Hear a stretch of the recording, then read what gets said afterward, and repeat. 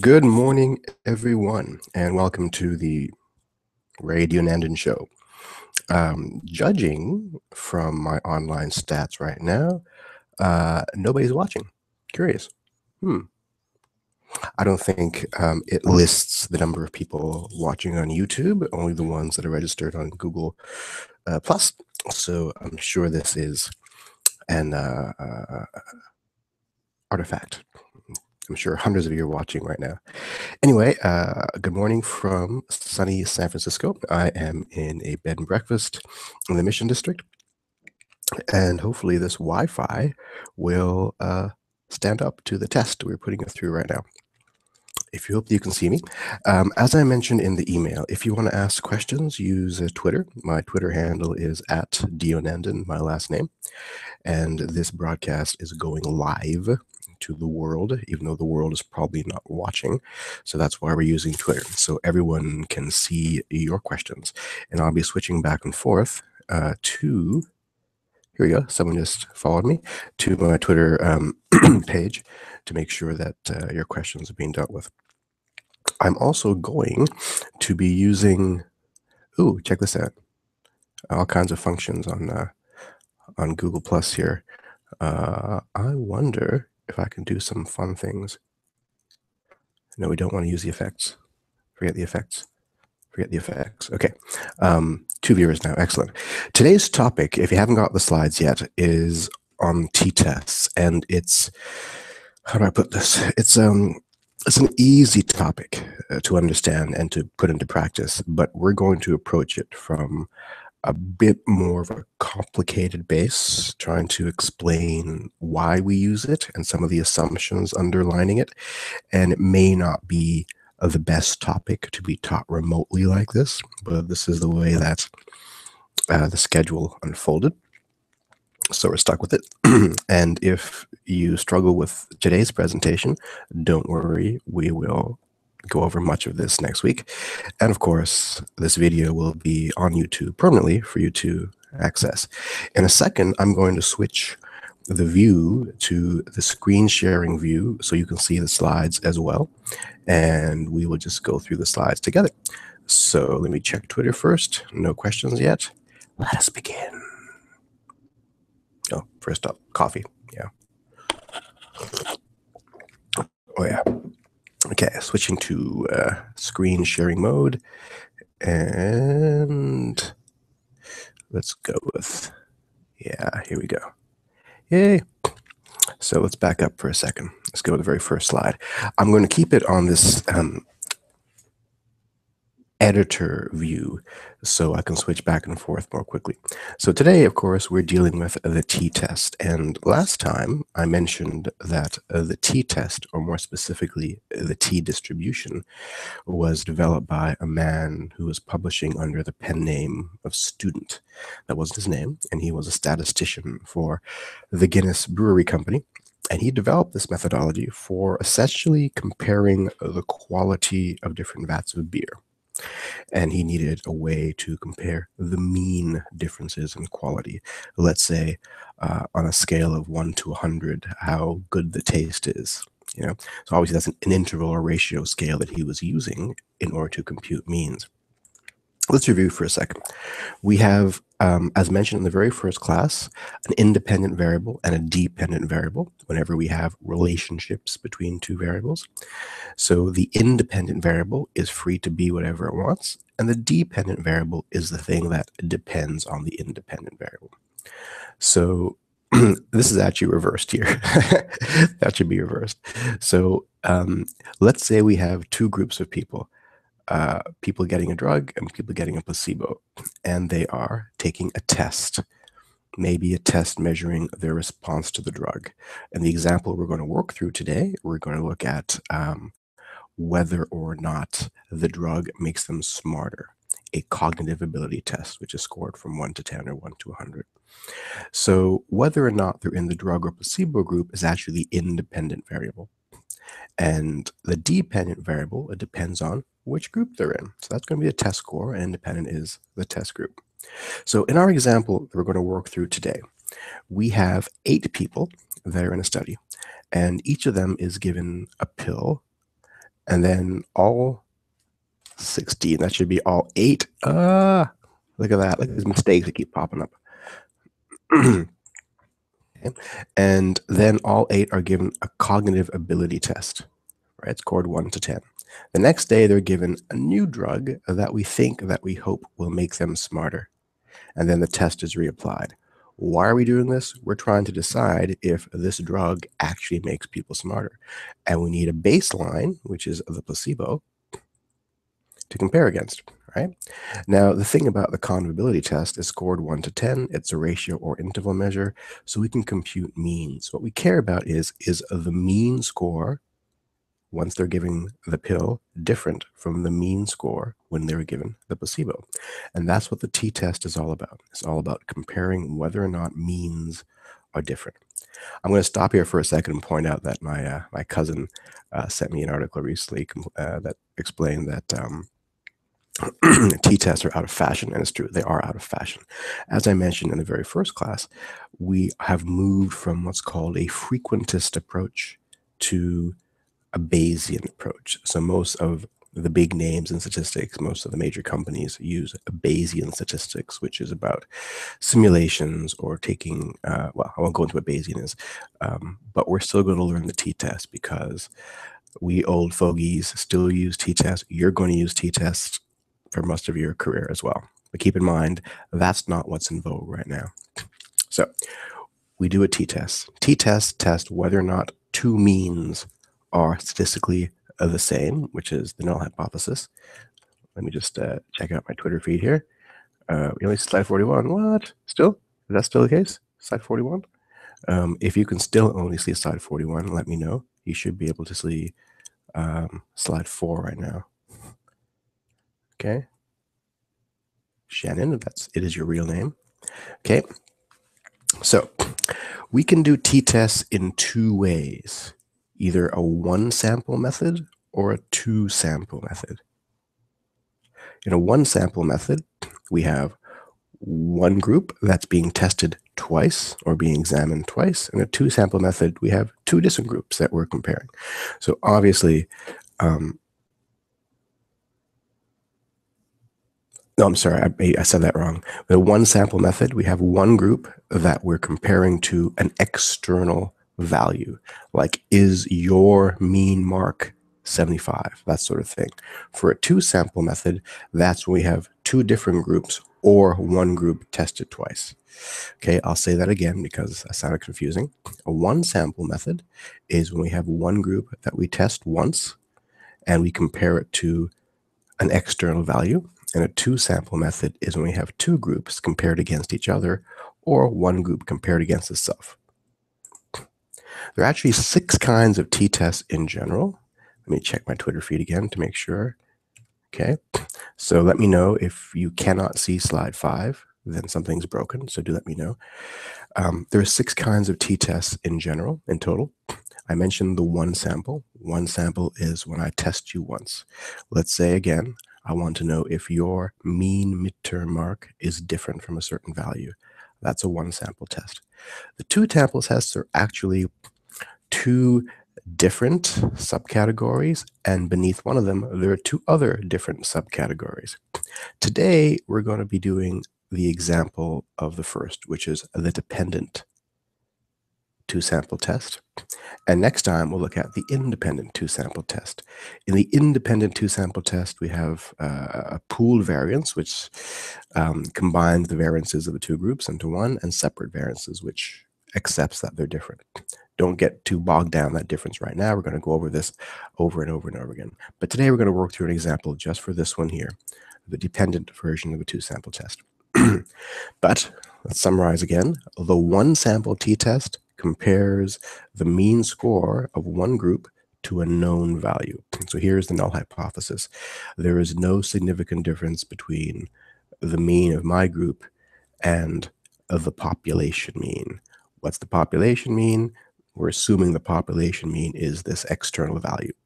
So example, there's no mean difference between your midterm mark and 75, where I'm assuming the population gets 75.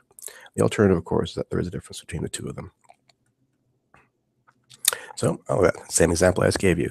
Example, is the average midterm mark in the class 75%? And the null would be, yes, it is 75%. There's no difference between the midterm mark and the 75%. Ooh, got lots of, I can't see live YouTube stream. Oh, really? Stony Side 41, really? That's problematic. All right, let me see if this changes things. Let me see if I go, if I go back to, let me try to fix the feed here. Damn you. Okay, is that better? I think I may have fixed it.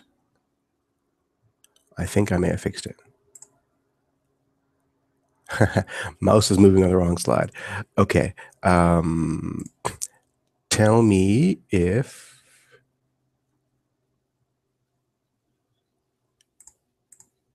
you can see it now. You should be able to see slide 7 now. That begins with one sample t-test. So someone tweet me and say if you can see that now.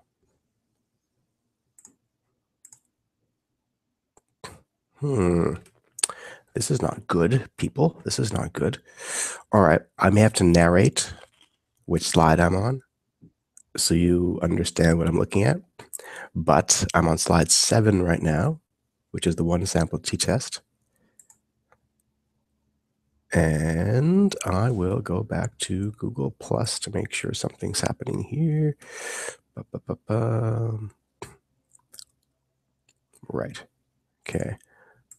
So if it fixes, let me know, okay? I'll revisit the problem in a couple of minutes. On slide 8 now, the two sample t-test compares the mean scores of two different samples to see if they're the same. Okay, so here is the theoretical nuance of the two sample t-test. Remember last time I said that we're actually taking an infinite number of samples from the superpopulation and seeing if we were to distribute the means of these infinite number of samples, they'd actually be normally distributed. Remember that? This is the same thing going on here, when in fact, we're taking an infinite number of samples again and subtracting their means and seeing if those differences between means are reasonable, are distributed in a certain way. Okay, so in the two sample t-test, we again compare the mean scores of two different samples to see if they're the same. The example is, are we comparing, is the difference of the midterm marks between the two versions of hss2381 different? Let's say this class gets an 85% on the midterm and the other class gets an 84% on the midterm. Is that statistically different? What we're actually doing is assuming that they were taken from the same superpopulation. And if they were, then that superpopulation has a certain mean midterm score. And if they're taken from that same superpopulation, then they would have the same midterm score. So that's what the t-test is really determining, whether or not the two samples were actually taken from the same superpopulation. I'm on slide 9, by the way. Let me check my Twitter feed to see what's going on. See slide 7. Yay. Okay, great. It works. Fantastic. So we should be on slide 9 now. Okay. So I think the Twitter is a little behind. On slide 10. So which one are we going to do first? We are going to do the two sample variety first. Why? Because I like to do things in a weird way. And as I mentioned, we're going to walk through the dependent example first. So two sample t-tests are used when the independent variable is nominal. So that is a categorical variable, like men versus women, like the placebo versus the drug, like experimental versus control, like, my patient group with the disease versus patient group without the disease. Those are nominal categories. Okay, and the dependent variable is going to be the one that is being measured. So that's going to be the mean IQ, the mean cognitive test, the mean weight, the mean mark in class. Okay, so that is the measurable interval or ratio variable, and this is the nominal variable for a two-sample t-test.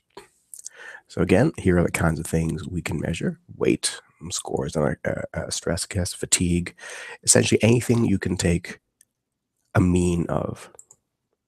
Right. So here's the null hypothesis for a two-sample t-test. Is essentially saying that, that the two group means are the same.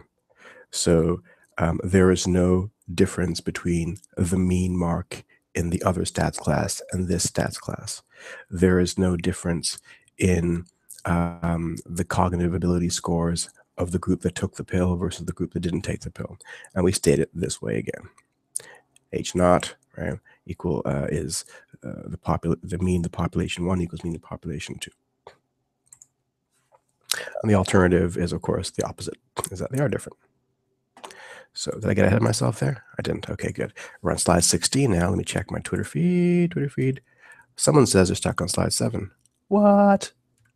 Oh, boy. You, Google, you're driving me crazy, Google. Okay.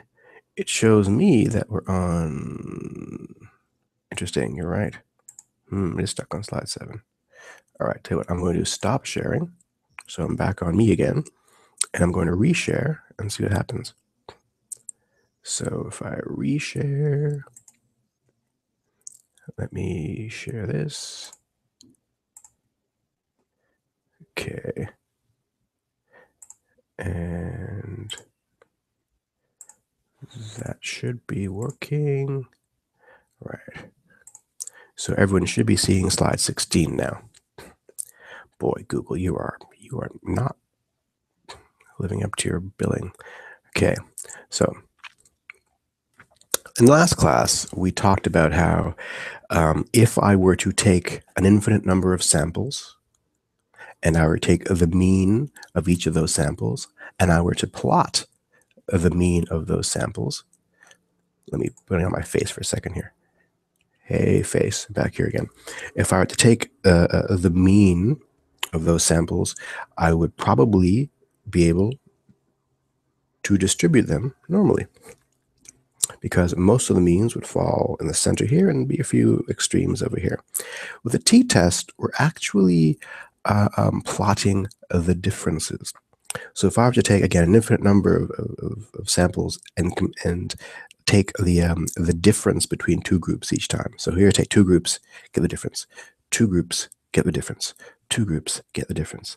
And I would do a frequency distribution of all those differences. The majority of differences would be here.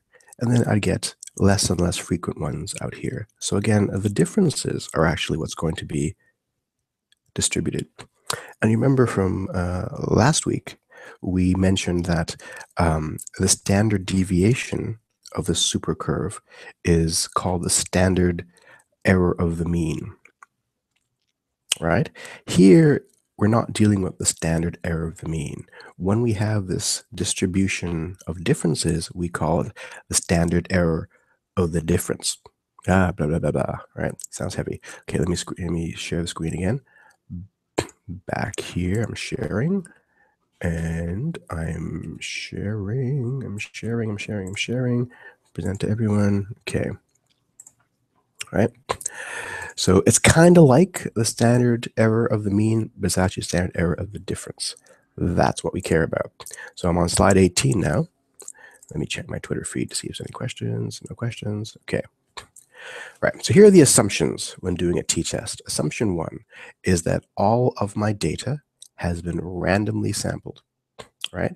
So it's not like, well, you know what that means. It's a representative sample. The second is that the outcome variable is normally distributed in the two populations.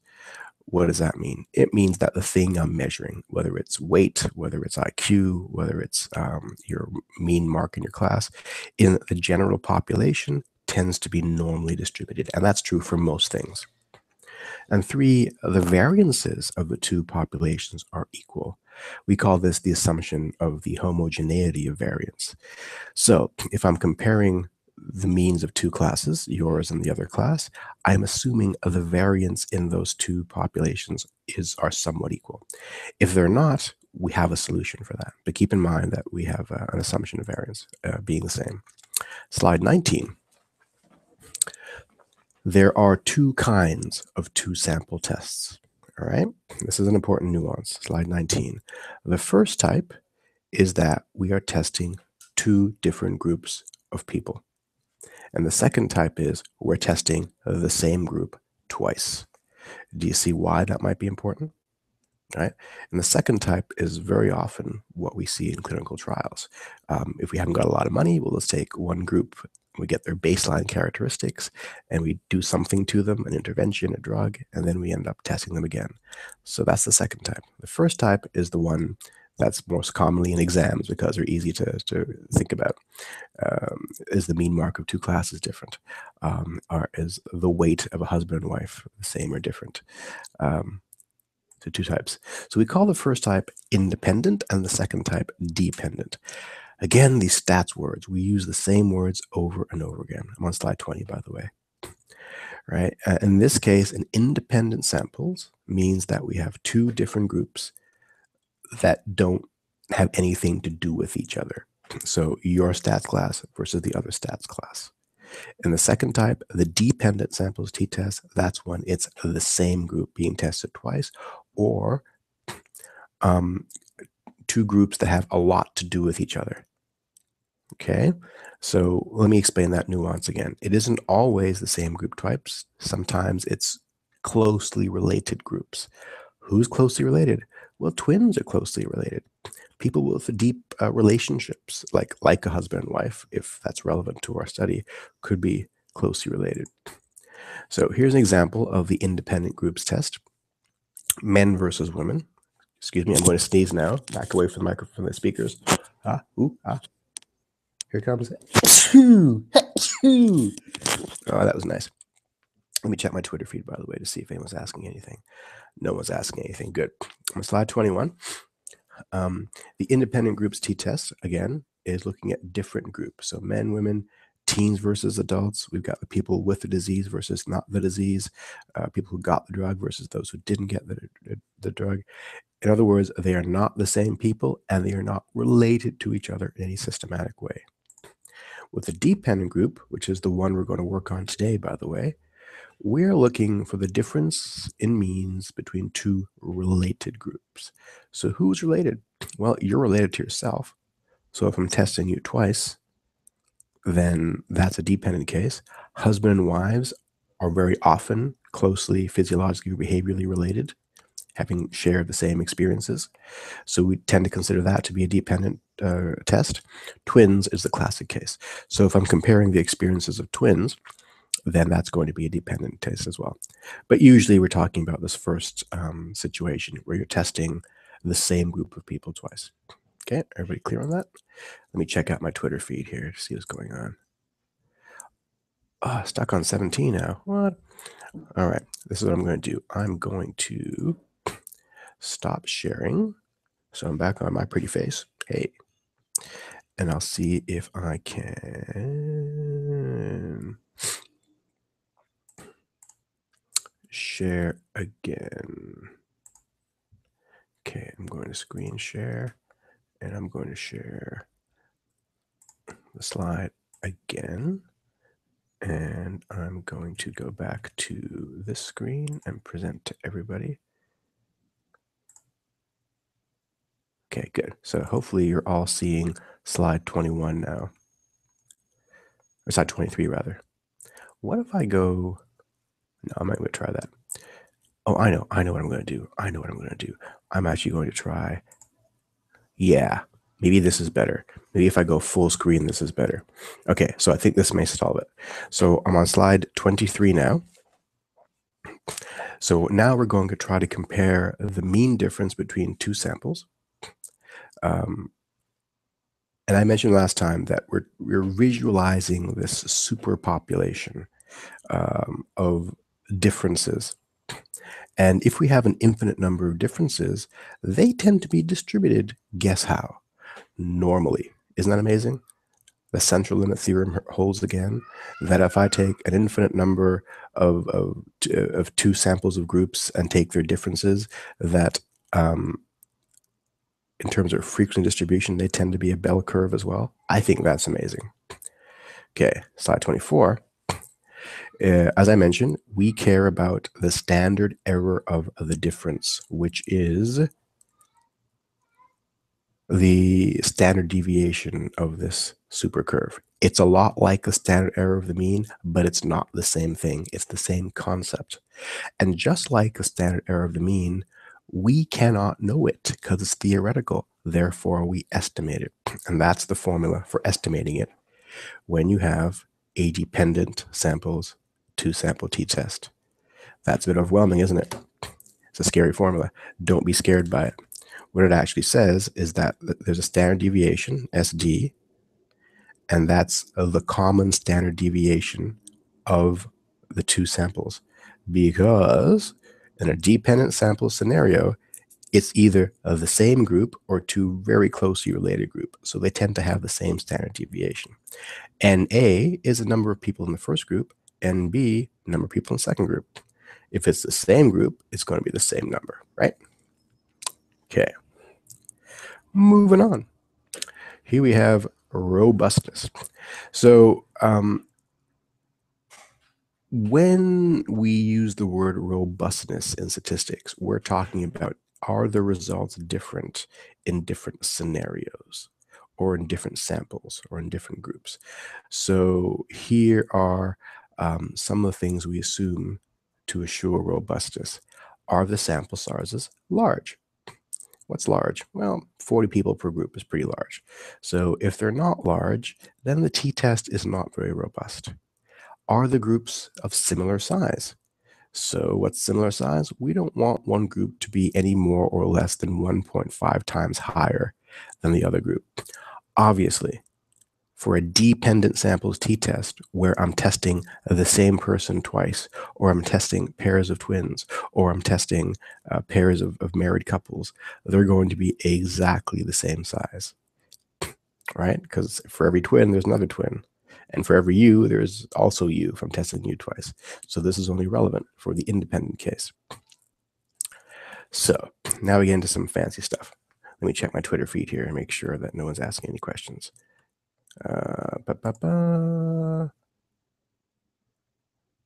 Okay, someone says it's still not working.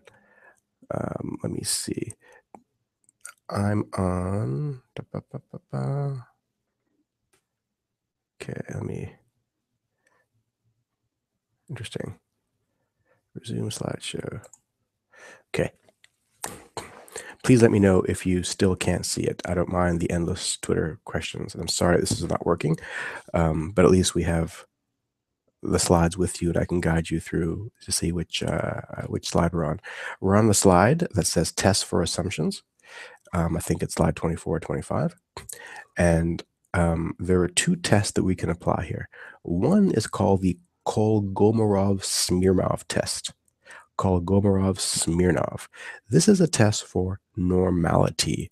It tests whether or not your data is normally distributed, because we want it to be normally distributed. So we won't do the Kolmogorov-Smirnov test, but I want you to know what it is. It's a test for normality. The other one is Levene's F-test.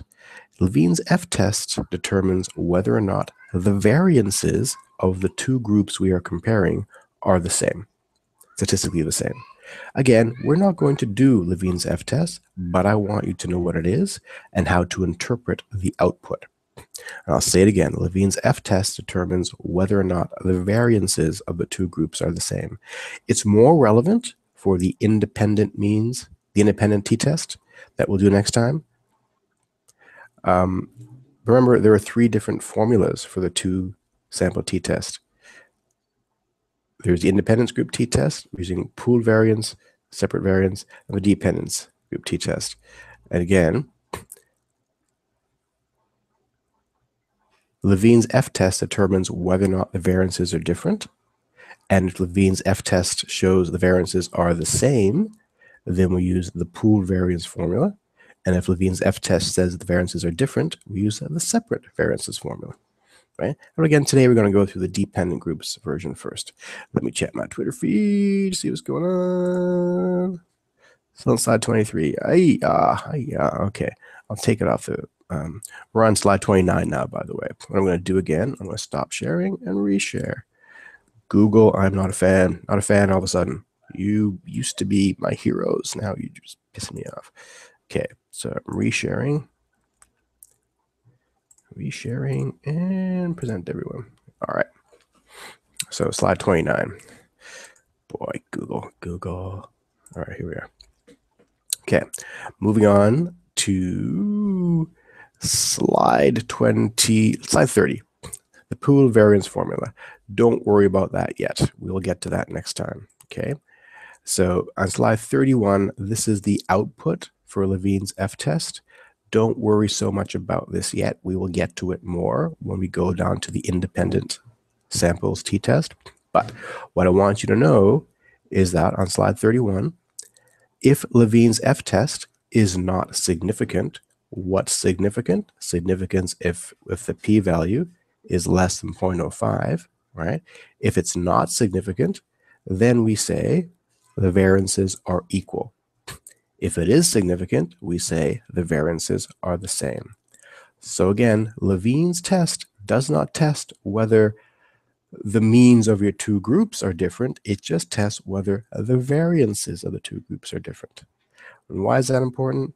Because SPSS was going to give you the outcomes for both scenarios. So on slide 33, here is an example of SPSS's outcomes.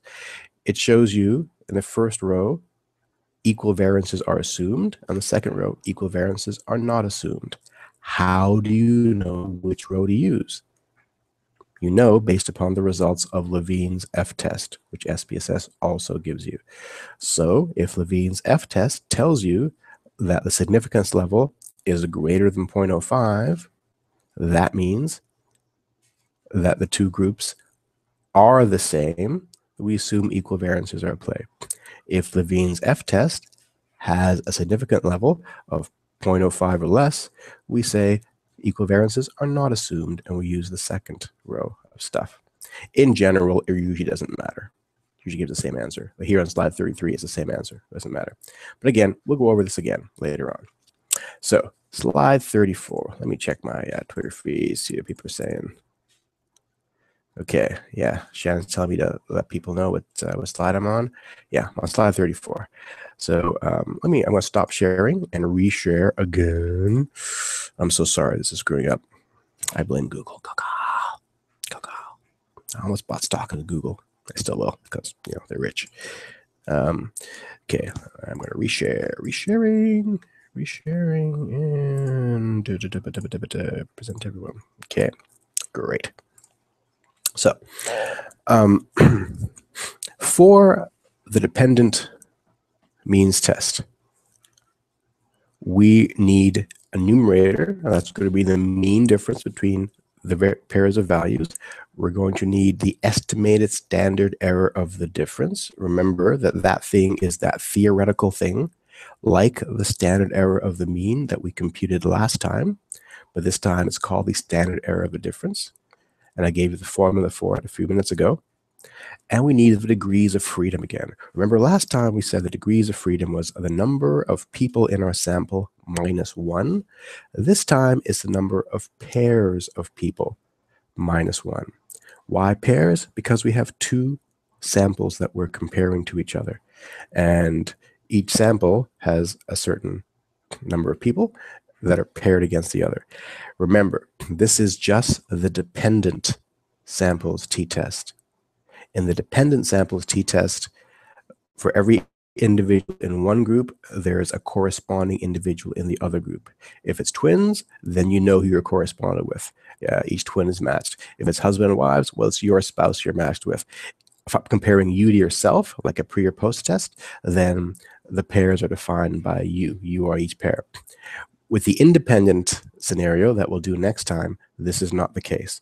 So it's harder to judge what the degrees of freedom are in independent samples t-test. So again, today, this formula only applies to the dependent groups t-test. Right. So slide 35, back to our example. Our example again is that there are 8 people who are given two tests. Okay, they're given a test when they take a placebo pill, and they're giving a test later on when they take the real drug. This is clearly a dependent groups t-test. Clearly. Why? Because we're testing the same people twice. What's the null hypothesis here? It's that there is no mean difference between their test results before or after the drug. Okay. Slide 36. This is the spreadsheet. In slide 36, I have summarized your data. So we've got subject 1 through 8, and we have your placebo test scores and the drug test scores. So the placebo test scores is what you got after you took the first pill, and the drug test score is what you got after you took the second pill. And again, the scores range from 1 to 10. And I've summarized the data here, and I've totaled them up, and I've given you the mean values and so forth. So on slide 37, I hit you with the hard stuff, the heavy stuff, the stuff that's going to scare you. And that is the formula for the t statistic. The formula is a bit overwhelming. Don't worry about it.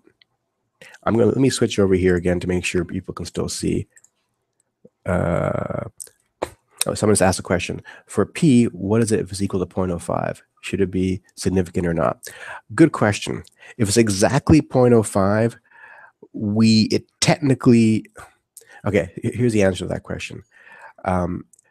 If P is less than alpha, then we say it is significant at that alpha level. So yeah, it should be less than 0.05, technically, but we're pretty forgiving, and we're always struggling to find things that are significant. So very often we'll change that rule to less than or equal to. In the case of this class, I will never be so mean as to give you a result that is exactly 0.05. So the way around this is that we state overtly in our research that we have set our significance at P less than or equal to. So it depends on how you define your own significance.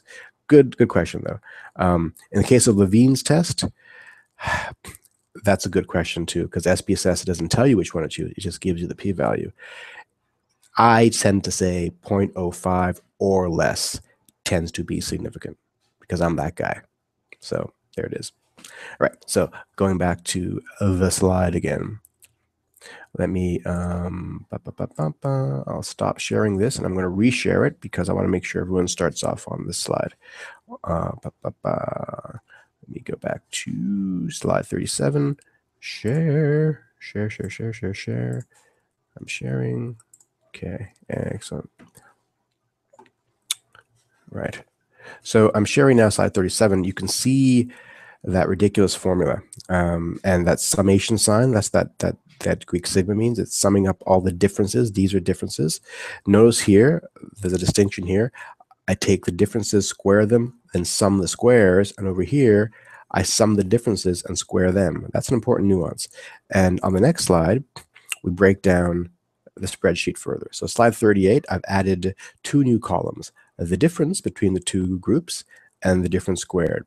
Slide 39, I fill in those differences.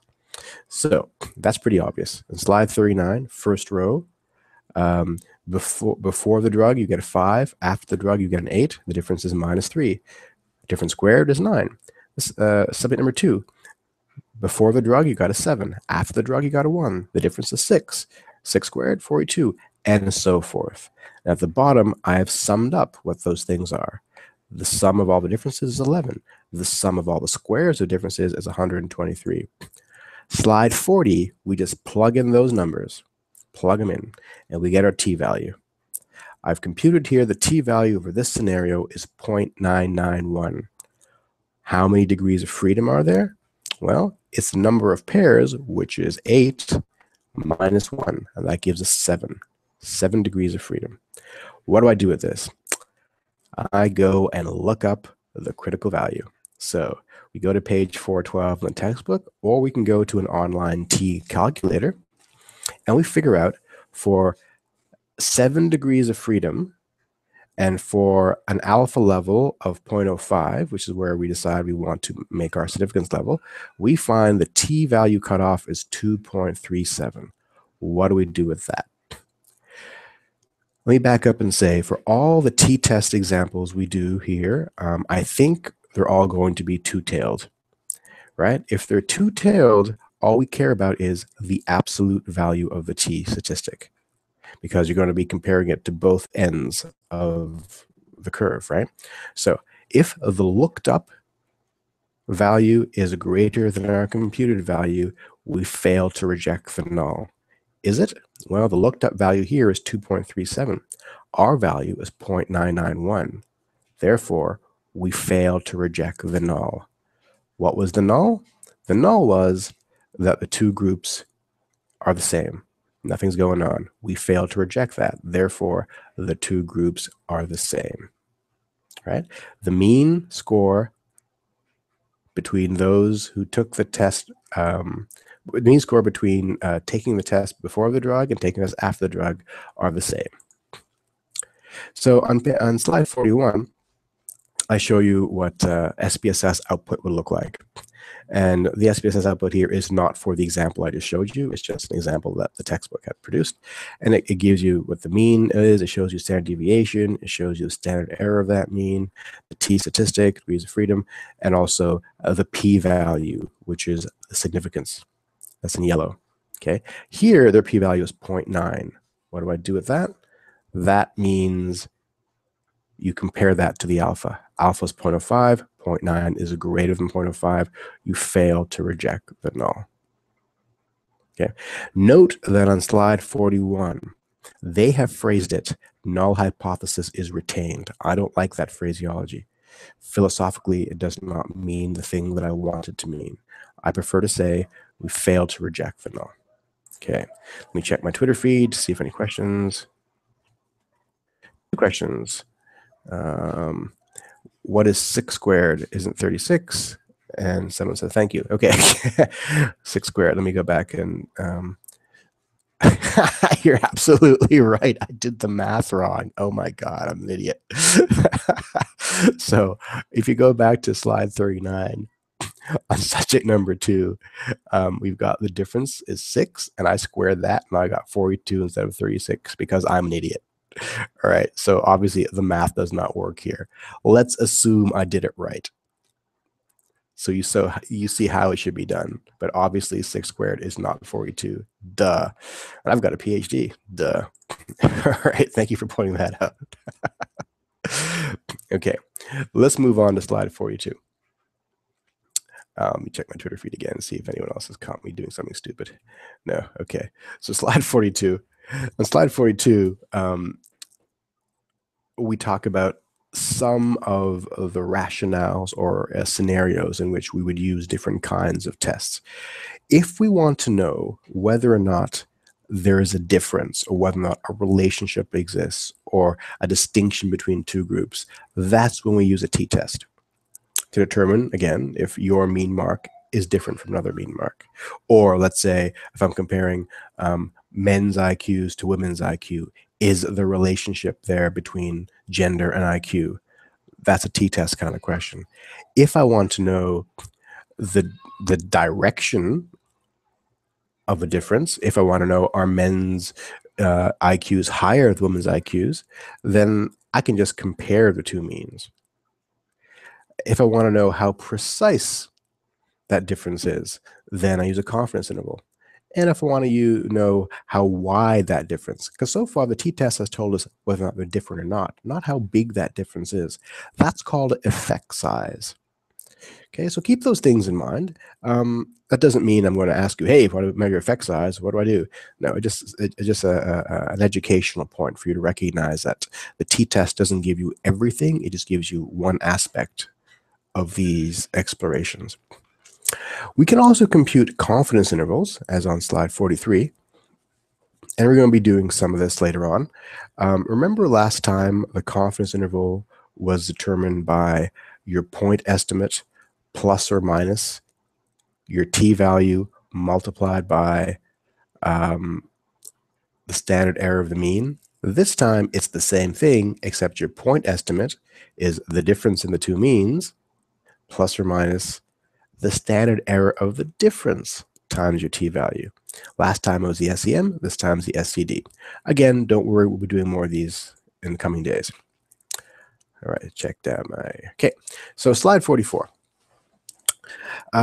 Why do we use t-tests? The primary use is something called a substantive use. That's when we want to answer a research question. I want to know, is the IQ of men different from the IQ of women? Is the mean weight of wrestlers different from the mean weight of sprinters, right? That's a substantive question. We can also use it methodologically. What does that mean? It means I can use t-tests while I prepare my other tools. I can use it to assess the quality of my data as I do a larger kind of analysis. On slide 45, t-tests can be used to study internal validity. Internal validity is when we try to figure out whether the relationship between the variables is actually there. Don't worry about that too much. We'll explain that more in epidemiology class. On page 46, we can use t-tests to assess bias.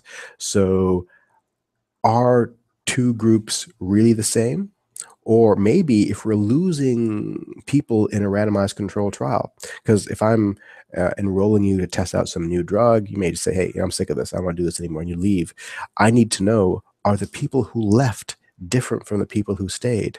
So I use t-tests to compute their mean age or their mean weight or their mean IQ or something and compare it to the group that stayed, just so I can explain those people are not very different from the people who stayed. Therefore, them leaving probably is not affecting my sample much. On page, slide 47, t-tests can be used for something called construct validity. And this is where maybe I know what the truth is in another group. And I can compare, again, some mean characteristics in this group to the mean characteristics of this other group that's over there somewhere as I continue my own research. Don't get too bogged down this again. Just be aware that t-tests can be used for these reasons, to explore reasons, not just for answering overt research questions. So let me check my Twitter feed again, no obvious questions. In the next class, we're going to review much of this, obviously, because I've done a crappy job of explaining it remotely with a failed Google link. Damn you, Google. But we're going to also look at the independent samples t-test, and that's when the groups are not related to each other. That's when we have two separate people entirely, men or women, or this class and that class, or sprinters and wrestlers. And we'll also look at the easy one, the one sample t-test. And that's just really easy. So once you get the hard stuff done, the one sample is quite easy.